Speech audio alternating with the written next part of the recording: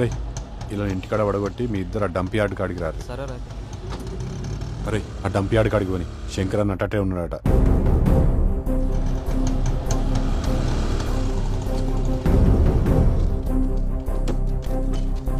అరే ఎంత పని చేస్తేవి శంకర్ అన్న, నేను మొదటిసారి చెప్తానే ఉన్నా, విన్నావా? ఈడు నావాడు ఆడు నావాడు అంటివి.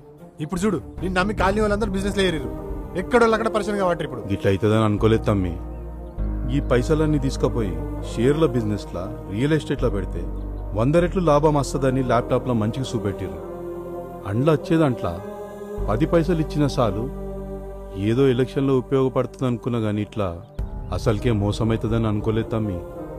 వాళ్ళు నన్ను నమ్మించి ఘోరంగా మోసం చేసిరు తమ్మి. ఏదేమైనా నేను ఎవ్వరని మోసం చేయ తమ్మి, నాకు కొంచెం టైం కావాలి తమ్మి. సరే అన్న, జాగ్రత్త మరి, పోయేస్తా. పారా ఆగ్రా అన్నా, మన బస్తోలు నీ మీద బాగా మంటెక్కున్నారు. అవన్నా జర పైసలు ఇచ్చేదాకా పైలం పోయేస్తాం. దరా జాగ్రత్త మరి. జాగ్రత్త అన్న. ఉన్నాయన్నీ అమ్మైనా ఎవరి పైసలు వాళ్ళకి ఇచ్చేసారు.